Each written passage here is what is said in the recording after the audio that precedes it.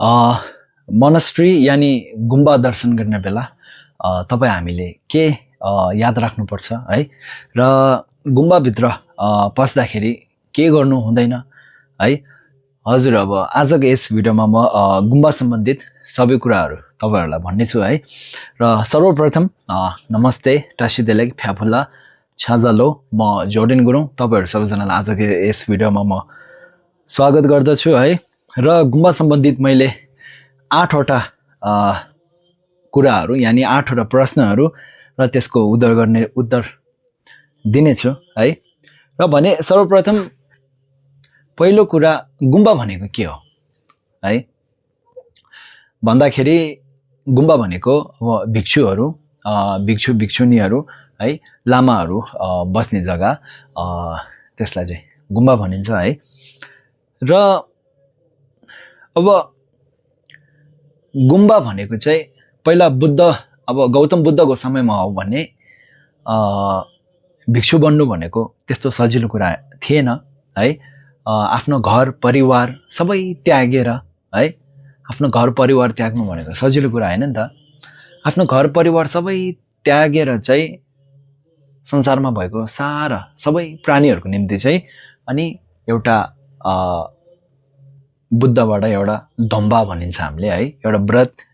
व्रत पनि भन्न सकिन्छ होला सायद। त्यो धम्बा भन्ने चिज लिएर चाहिँ अनि एउटा भिक्षु बन्ने हो, लामा बन्ने, त्यसरी बनिन्थ्यो र त्यसपछि गुम्बामा बसिन्थ्यो है। र अब अहिलेको समयमा चाहिँ अब आफ्नो घर परिवार त हामीले त्याग्न सक्दैनौँ है, तर पनि एउटा बाहिरीको जीवन चाहिँ त्यागेर लामा बसेर चाहिँ अनि हामीले गुम्बामा बस्ने गर्छौँ है। गुम्बा भनेको चाहिँ त्यस्तो लामाहरू, भिक्षु भिक्षुनीहरू बस्ने ठाउँ। र अब हामीले गुम्बा दर्शन गर्नु भनेको अब हामी धेरै जस्तो अब गुम्बाहरू दर्शन गर्ने गर्छौँ, तर गुम्बा दर्शन गर्न जाँदा हामीले के लानुपर्छ त भन्दाखेरि अब सकेसम्म फुलहरू लाने है, फुलहरू चढाउने गुम्बामा, नभए खादा है, खादा जसरी भए लानु होला है भन्ने म तपाईहरुलाई भन्ने छु। गुम्बा दर्शन गर्न जाँदा गुम्बाभित्र गइसकेपछि गुम्बाभित्र भगवानको बुद्धको मूर्तिहरू हुन्छ है, त्यहाँ आफूले हामीले खादाहरू चढाउने है। अब खादा चढाउनुको अब फाइदा कस्तो छ के छ भनेर मैले त्यसको भिडियो पनि बनाएको थिएँ हो, त्यो पनि तपाईहरुले हेर्न सक्नुहुन्छ है। अब जे होस्, खादा चाहिँ हामीले लानु पर्यो गुम्बामा जाँदाखेरि है। एउटा खादा मात्र हैन, सकेसम्म 3 वटा जस्तो खादा लानु होला है। अब तपाईँ भाग्यमानी हुनुहुन्छ भने गुम्बाको ठुलो गुरुजी पनि तपाईले भेट्ने मौका पाउने हुनेछ है। अनि त्यो बेला खाली हात जानुभयो भने राम्रो हुँदैन नि, एउटा खादा सकेसम्म कम्तीमा एउटा खादा चढाउन सक्नुभयो भने नि एकदमै तपाईलाई धर्म हुनेछ है। र अब तेस्रो कुरा, अब गुम्बा दर्शन कहिले गर्ने, कुन समय हामीले गुम्बा दर्शन गर्ने भन्नाले है। अब दिनको हिसाबले कुरा गर्ने हो भने जस्तै सधैँ गर्न सक्नुहुन्न भने औँसी पूर्णिमा जस्ता है, र बुद्ध जन्मेको दिन जस्तै बुद्ध जयन्ती, त्यस्तो बेला सकेसम्म गुम्बा दर्शन गर्न जानु होला भन्ने चाहिँ म अनुरोध गर्दछु है। र त्यस्तै लोसारमा है, लोसारमा आफ्नो फ्यामिलीसँगै हामीले गुम्बा दर्शन गर्न जान सक्छौँ है। त्यो गर्नुभयो भने नि एकदमै तपाईलाई राम्रो हुन्छ है, राम्रो कुरा हो। र अब जुनै दिन गए पनि जस्तै मानौँ अब अरू दिनहरूमा जाँदाखेरि पनि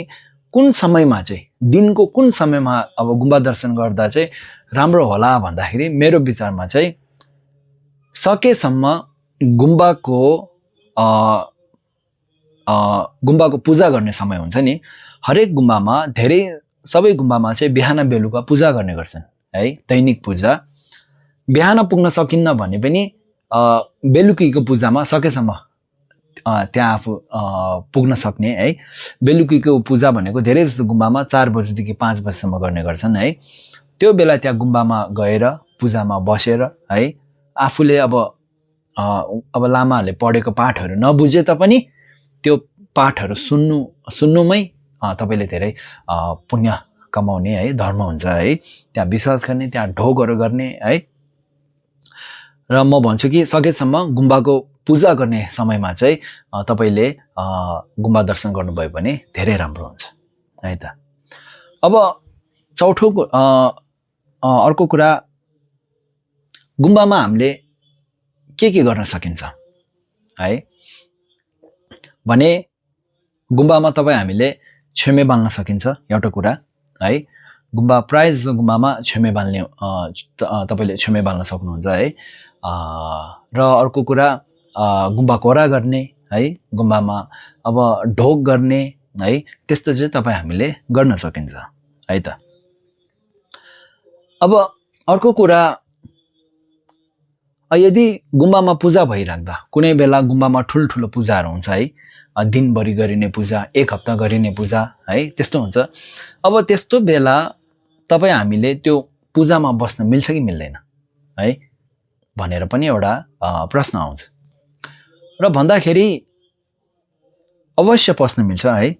त्यस्तो पूजाहरू भइराख्दा हामीले अवश्य त्यो पूजामा हामीले बस्न सकिन्छौँ है बस्न मिल्छ अब हल्ला नगर्नु है अब गुम्बा के भन्छ पूजा भइराख्दा गुम्बाभित्र अलि लास्टतिर कुनै बेला जग्गाहरू खाली हुन्छ ठाउँहरू खाली हुन्छ त्यस्तोमा तपाईँहरूले बस्न सक्नुहुन्छ है र त्यो भन्न चाहन्छु र अर्को कुरा अब यो चाहिँ अलि इम्पोर्टेन्ट कुरा हो के हो भन्दाखेरि गुम्बामा गएर हामीले फोटोहरू खिच्न मिल्छ कि मिल्दैन भनेर है त अब सकेसम्म त खास भन्नु अब फोटो खिच्नु भनेको त नराम्रो कुरा केही हैन है फोटो खिच्न अवश्य मिल्छ है तर अब लामाहरूको फोटो खिच्न मिल्छ कि मिल्दैन भनेर पनि कुरा आउँछ है त्यसमा चाहिँ तपाईले सकेसम्म पर्मिसन लिनु होला है सोध्नु होला एकचोटी फोटो खिच्न मिल्छ भनेर है फोटो खिच्नुमा त केही त जान्दैन नि हैन सकेसम्म सोध्नु होला लामाहरूलाई हो फोटो खिच्न मिल्छ भनेर अनि उहाँले मिल्छ भनेपछि फोटो खिच्न मिल्यो है नभए अब आफ्नो फोटो त गुम्बामा आफै गएर आफ्नो सेल्फी लिने त्यस्तो त तपाईले जति गर्नु भयो भने हुन्छ है तर अब गुम्बामा गएर गीतहरू बजाउने है त्यस्तो चाहिँ नगर्नु होला है त्यो त राम्रो हैन नि गुम्बालाई डिसरेस्पेक्ट जस्तो भयो है गुम्बामा गएर जस्तो सुकै गुम्बा होस् चाहे मन्दिर होस् है त्यहाँ अब हामीले भिडियोहरू बनाउने हैन रिल्सहरू बनाउने अब त्यो बेला गानाहरू बजाउने त्यस्तो चाहिँ एकदमै राम्रो हैन है त्यस्तो चाहिँ नगर्नु होला है र त्यो नभइकन आफ्नो सम्झनाको लागि फोटो खिच्न चाहिँ अवश्य मिल्छ है त र अर्को कुरा अब गुम्बा त दर्शन गरियो हैन गुम्बा त दर्शन गरियो अब गुम्बा दर्शन गरिसकेर निस्किने बेला के सोच्ने त भन्दाखेरि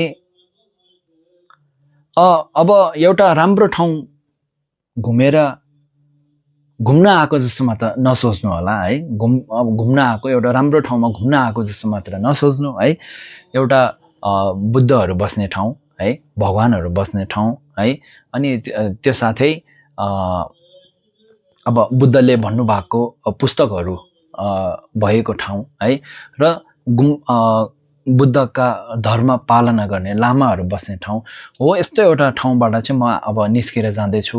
अनि आज म अब यस्तो दिनमा यस्तो ठाउँमा आउनु पाएको र आउन सकेकोमा चाहिँ म एकदम खुसी छु है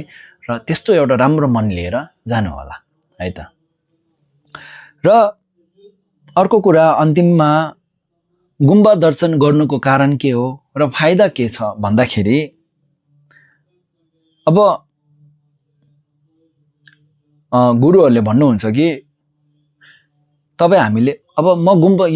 त्यो गुम्बा म दर्शन गर्न जान्छु भनेर सोच लिएर यदि तपाईले त्यो गुम्बाप्रति एक पाइला मात्र चाल्नुभयो भने पनि एकदमै धेरै धर्म छ भन्नुहुन्छ है बुझ्नुभयो नि अब यो गुम्बा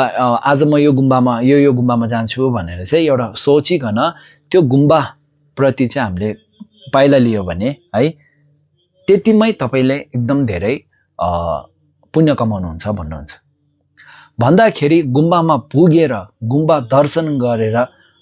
गुम्बा अब आफैले खुद गुम्बामा खादा चढाएर छेमेहरू बालेर कोराहरू गरेर दर्शन गर्नुभयो भने त झन् एकदमै धेरै है धेरैभन्दा धेरै पुण्य कमाए नि त हजुर अब गुम्बा दर्शन गर्नुको फाइदा चाहिँ त्यस्तो रहेछ है त हस् त अनि अब आज चाहिँ यो गुम्बा दर्शन गर्नु सम्बन्धित चाहिँ एउटा छोटो केही कुराहरू मैले तपाईहरुलाई भन्न खोजेको हुँ है र यसै गरी धर्म सम्बन्धित अरू केही विषयमा जान्नु छ भने तल कमेन्टमा लेख्नु होला है। र मैले यस्तै गरी धेरै अब धर्म सम्बन्धी धेरै भिडियोहरू बनाएको छु, तिनीहरू पनि हेरिदिनु होला है। र अरू साथीभाइहरूलाई पनि यो भिडियो सेयर गरिदिनु होला है। र अब पहिलोचोटि यो युट्युब मेरो भिडियो हेर्दै हुनुहुन्छ भने सब्सक्राइब गरिदिनु होला है।